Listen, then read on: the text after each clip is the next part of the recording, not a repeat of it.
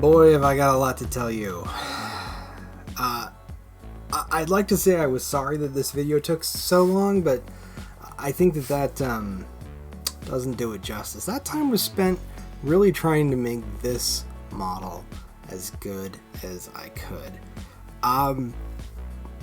Because in the last video I said something really ominous, which was I'm going to be painting a little bit differently. I'm actually going to be trying to shake up my style. And this is where we're getting into a little bit of the goals. Yeah. The thing about painting is when you've been doing it long enough in one style, you kind of go on autopilot and you don't think about what you're doing. You just kind of paint it. You got your recipes, a little variation here and there, nothing big. But when you're trying to completely shake up and redo everything, it's very easy to slide back into old habits when you're painting. And that's kind of what happened with my Blackstone Fortress project. I had intended to go very grimdark, and I had a good idea of what that was going to look like, but I didn't do it. And part of it was because there's a lot of really good box art there for it, and it looks really nice, but it wasn't what I wanted. Ironically, I spent so much time and I kind of screwed up on them. Not really, they look good. So I spent a lot of time on this particular model really thinking through my next steps. I would do a part of it, sit down and just look at it for a while. I probably worked on it about an hour a night most of the week. Now, there was a couple other things that happened in there. The 4th of July happened. I had some personal issues come up with a friend of mine that needed my attention. And it took a while. So that's what caused this. So at every step I was really thinking through, what am I going to do this next step? How do I stay on point? How do I stay on track for the look and feel that I want? And I feel like I achieved about 85 to 90% of it on this. We'll see. So I'm going to go through the process with you. I haven't edited the video yet, so this may be a little out of order, but I just want to talk about the broad steps and really the takeaway. So the very first thing I did with this particular model is I took a look at the pose. I have always thought that this pose, sitting on the ground, looks wrong. It's a bit like the Blackstone Fortress Psyker that I put together with that nice 3D printed base. It just looks better with a grander base. I mean, it's missing it if it doesn't have it, frankly. And that's partially because this particular tech priest is looking down. And he's looking down at the ground, and that doesn't really seem to convey anything interesting. Like, what are you looking at? Bugs? Are you looking at something you saw there? I don't know. It's not very cool. It's not very ominous. And these guys have such presence. So what I had originally envisioned was some kind of engine or technology that he was standing on. And I wanted to give it an old dusty vibe, because if you look at what the Adeptus Mechanicus is they're not really warriors. They're scientists and explorers. They delve into lost caverns of technology and archaeotech and all those things. And I wanted to kind of convey that, a sense of exploration, as well as, where you have a tech priest, they're usually a big deal. They're usually leading an expedition, particularly with like a Magos, which I think this is what this guy is. So I sat down and I thought about what I wanted. I thought about the rough proportions. And I took a Kit Bash technical kit that I purchased online from an independent artist, and I started putting together those pieces and arranging them in a way that made sense. And then I kind of went in and tweaked it so that there was no real errors or strange parts poking out of each other. And I came up with this wonderful technological piece. I did spend some time going through and fitting him on the base just to make sure that his feet were touching the ground and there was a sense of presence, and it created this nice little viewing window where you've got from the tip of his hat to his guns pointing out, as well as his staff, all the way down to the point of this little, it looks like a belt casing essentially. So after I'd glued all that together and I was satisfied, I went through and did something I've never really done before, which is use a lot of texture paint. I did the Astrogranite from Citadel along the base, and this was mainly initially to hide the join between the 3D printed base structure and the base itself, just to kind of, hide it, cover it up. But also, I went in and in the recesses where you might expect to find a bit of a shade or some accumulated dirt or rust, I added it there. I then went in with some Agrellan Earth, and I applied about 3 coats of that, fairly liberally all over the model, particularly towards the bottom of the model, the bottom of the engine components, because I wanted something that looked like it had been there for a long time. There had been water, there had been rust. Kind of took some inspiration from Titanic underwater photos and things like that. Lots of fun. In a difficult step, and this is probably the one that changed the model itself, is I did a fairly liberal coat of Typhus Corrosion across pretty much all of it. There was a few places that I spared, particularly like the face, some of the finer details, but across the broad details, on the engine and on the robes, I made sure it was extra gritty. And that kept me from painting too smoothly. I like to do nice smooth blends and things like that. With that rough surface, there was not really a lot of opportunity to create those blends, but also at the same time it made flatter surfaces more interesting so that there's a bit more detail to paint, a little bit more to capture what was going on, and it roughed up the model, and I think that was a good thing. I went in and I painted the metallics by hand, focusing on areas that you can see, because I wanted to preserve the black details in areas that you couldn't see.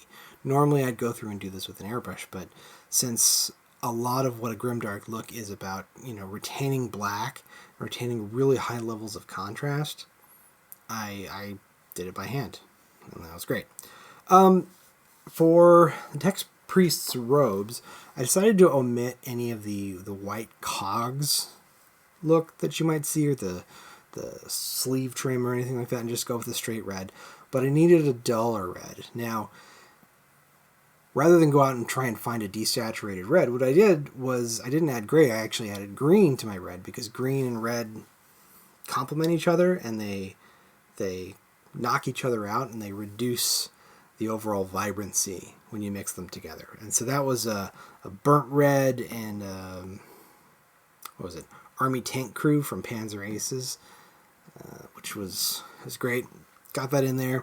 At that point, I believe I went in and did a very, very heavy oil wash. Went on very thick.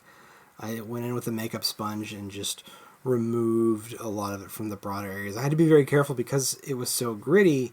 I had to not rip up the sponge and pull off detail, which didn't happen, or leave lint on it. So that was exciting. I went through and redid some of the metallics a little bit.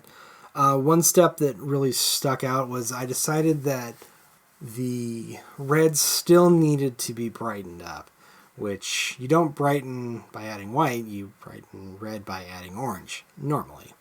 Again, I had a nice orange that was like a rusty orange, but I needed something a little duller. So I took some orange rust from Vallejo Model Air, as well as some US Mediterranean blue, again from the Vallejo Model Air line, and mix those together and just really thinly, wetly, gently kind of damp brushed, not dry brush, but just kind of like almost a blush of the orange. And I did that repeatedly as I started to kind of build up the tones. That allowed me to retain the darker areas without losing anything else, without losing all of it into like a flat color. For any areas that were not dark enough, I went in with some Basilicanum Gray. It's kind of my go-to for just darkening up detail areas. At a certain point, I went in with an airbrush and some Nuln Oil, and I focused on where shadows would be. I shot the Nuln Oil at an upwards angle, so this is kind of like think of a reverse zenithal highlight. So instead of shooting white from the top, you're shooting black from the bottoms. And that was pretty effective. That helped kind of create some mood.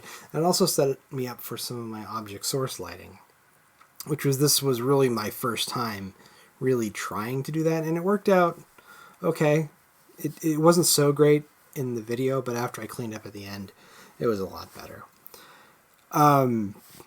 With the glow, I went in with just a white dry brushing. I used Ghost White, and I just dry brushed on some white, and then over that I used some fluorescent colors from the Vallejo model game color line, particularly the fluorescent green, which it worked really well. I did go over the top with it early on. Got too much green in a lot of different places, but after the video was done and I was taking a look at the model, I scaled it back after I got some feedback from a friend as well. So I just kind of, pulled that light back in. And to be honest, with the grimdark style that I've been going with, it actually worked really smoothly because I didn't have to worry about redoing really detailed paint strokes because it was all very broad and very painterly. A thing to note in all of this is I used some Vallejo Model Air blue-gray to respray down some of the, just really, well, not spray, but really just brushed on some of that dark blue to kind of add some contrast because I wanted this engine to be really rusty and old and dirty and all that fun stuff. I went in with some watercolor pencils. Now, people will call these like weathering pencils. It's just watercolor pencils. Went in with some particular earth tones that I have. I think I've got some shots of what I specifically use, so I'll put that here. And just started layering in and going a little bit brighter on the top and focusing on, areas where water would pool and where I had put corrosion and texture paint. That worked really well. I was very happy with that. It wasn't quite the right color, and I wanted a little bit more of a dusty feel. So I ended up brushing on some, weathering powder. It's like a AIM Products Rusty Brown, and I got it at a train shop several years ago, and this was the first time I used it. And I loved it. It was the exact color I wanted. A little bit more saturated, but I think that it really worked, and it contrasted nicely with that blue. At a certain point, I went in and just added a little bit of stippling of some bright metallic pieces on the edges of the engine, and that was largely done. If you're wondering how I did the bottles on his back piece, I just put in some white, layered on the fluorescent green, and then just used some black to shape out the color of the liquid. It's pretty easy. So yeah, that's the Adeptus Mechanicus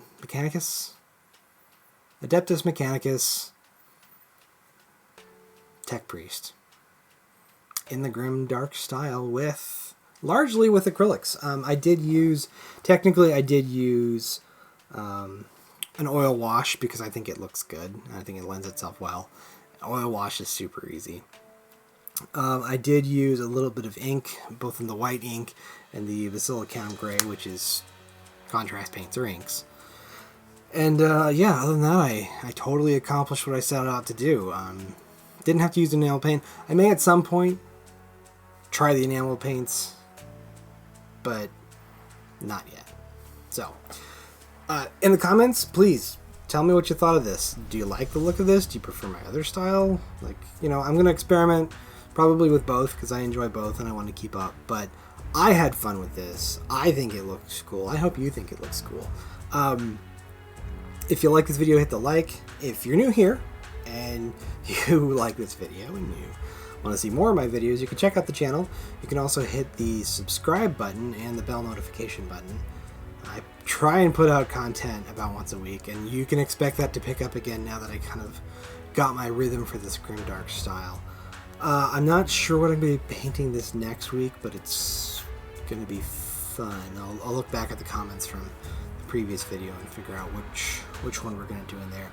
I really enjoyed the 3D printed base. I think I'm going to continue to include that as an element here. But yeah. Thanks for watching. Thanks for being patient, sticking with me, and watching the videos. It's nice to know that there are people out there who appreciate some of the work I'm doing. We jumped like 25 subscribers in the 2.5 weeks since I posted about the 50 subscribers. So out of nowhere, you know, we had a 50% jump in subscribers, which was great. So if you're new here, welcome. Happy to have you. This has been Synthetic Black. We'll catch you next time.